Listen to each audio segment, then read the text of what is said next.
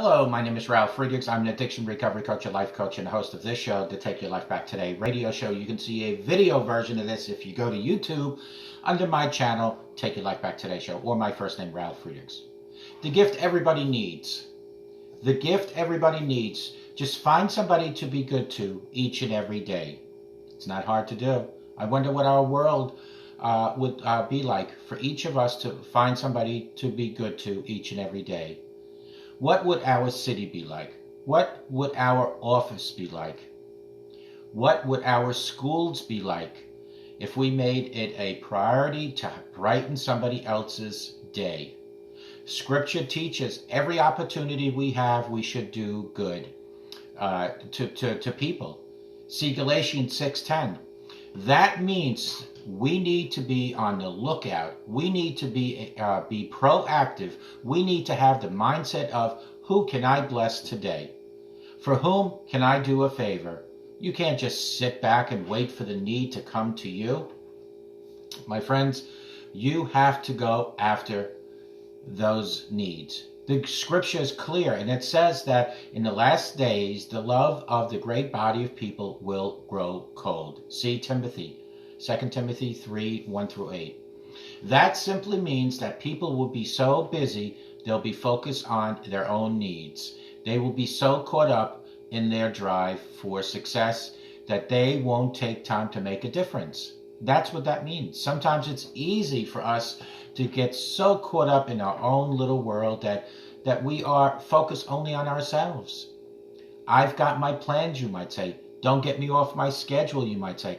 I'd love to help you out with some work around your home, but I'm sorry, this is football season. I just don't have the time, you might say. But we weren't created to live selfishly. Certainly God isn't selfish. We were created to make a difference in the lives of other people. John Bunyan, author of the classic Pilgrim's Progress, said, "You have not lived today until you have done something for someone that cannot pay you back." Friends, all around us are hurting people who need our love and encouragement. Don't miss the miracle of the moment. Don't be too busy or insensitive to the needs of those around you. Be willing to be inconvenienced. Be sensitive and pay attention to those around you, your friends, your co-workers, and your relatives. Listen to what they are saying, my friends. We shouldn't miss opportunities to do good whenever situations come across our paths to bless other people.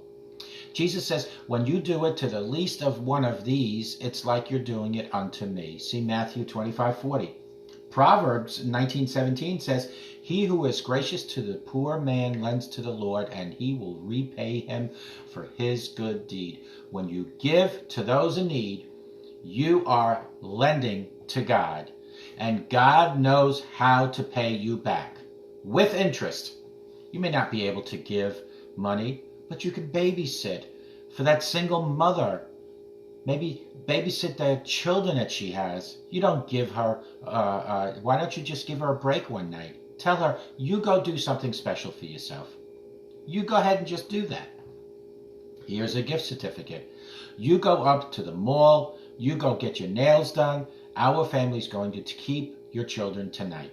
If you see one of your friends wearing the same clothes over all the time, why don't you step up the plate and say, let me buy you a new suit or two?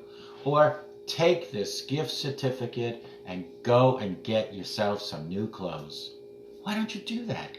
Maybe you and your family go out to eat every Sunday after church. Why don't you take a single parent family along with you? Or better yet, be a mentor to one of those young children. Show them how to live with Christ. That doesn't take a lot of money. It just takes time and love to take care of that. That just takes somebody that cares, somebody that's willing to make a difference. I heard a story about a young boy that lived in the inner city. He was about 8 years old and was very, very poor. One cold day, he was looking in the window of a local store admiring a pair of tennis shoes. As he stood there, cold and barefooted, a lady came along and asked the boy, "Young man, what are you doing staring so intently in the window?" "Well," shyly, he said, "well, I was just sort of praying and asking God if he'd give me a new pair of tennis shoes." Without hesitation, the lady took him into the store and very gently and lovingly washed off his cold, dirty feet. She put a brand new pair of socks on his feet. Then she told him to go pick out 3 new pairs of tennis shoes. 3. The boy couldn't believe it. He was so excited he had never owned a pair of shoes before. Not a new pair, at least. He's always just worn hand-me-downs. After she paid for the purchase, the woman handed the shoes to the little boy. "Well, listen to this now. Enjoy your shoes," the lady said to the little boy. The little boy looked at her in amazement. Nobody had ever taken that kind of interest in him. As serious as he could be, with tears running down his cheeks, he said the following, "Lady, can I ask you a question?" "Are you God's wife?" Friend, you are never more like God than when you give. You're never more like God than when you take the time for people, than when you bless them with something, and when you help other people. And not just in big things, my friends. Learn to be good to people in your everyday life. Like I end my show, be good to yourselves and be good to others. Every single day for years I've been saying that. When you stop to get a cup of coffee at work, bring your co-worker back a cup too. When traffic backs up on the freeway, let the car into the lane in front of you.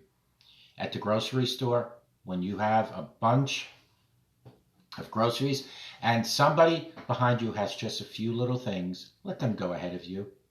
Or how about in the parking lot? When you pull up in the last front row parking space at the same time as another person, let them pull in. Why don't you just back up and let them have the space? Do you want another simple way of blessing someone? When you're at a restaurant, be a good tipper. Don't leave that server a dollar bill when you just spent $30 to eat there. Well, I shared my testimony, one person said. I invited our waitress to the church. That's fine, but don't cancel your testimony by tipping her. Inviting her to church is excellent, but also tip her. God's people believe in being good people. We believe in showing God's kindness wherever we go. Tip people, I tell my wife, we're going to sow a seed into the person's life.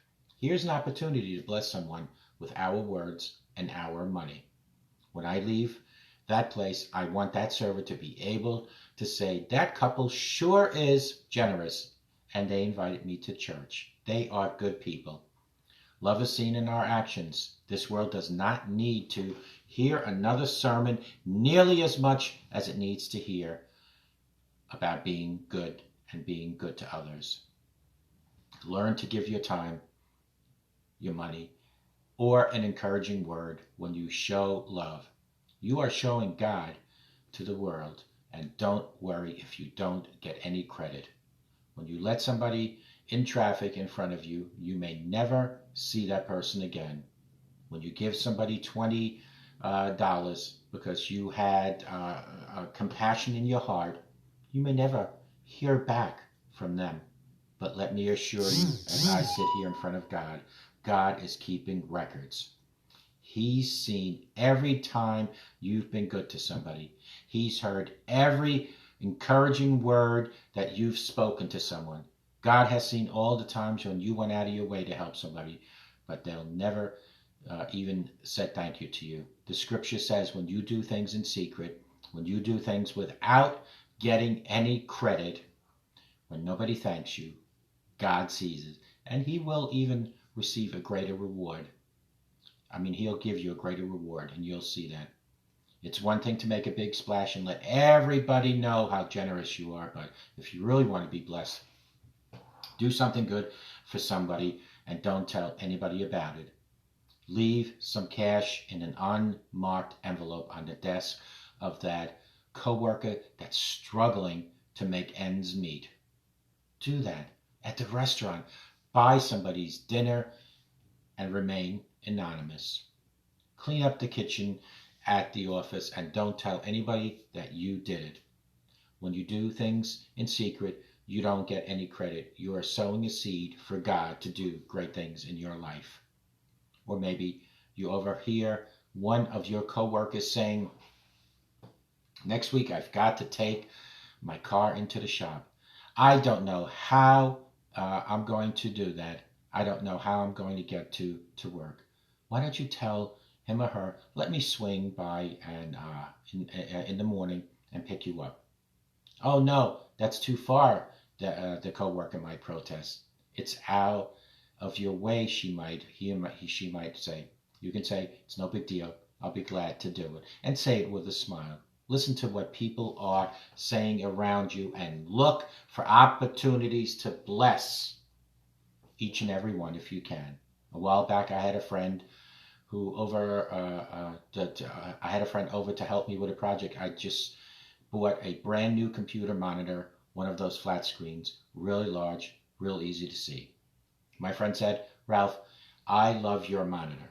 It's so easy on the eyes. I picked up on that. I said, it sure is. What kind of monitor? What kind of monitor do you have? I said. Sorry about that. My camera just fell. Oh, just an old piece of junk. I've been using it for a long time, and it's a great opportunity to maybe get a new one just like yours. A few days later, my friend had one of those new flat monitors show up on his doorstep.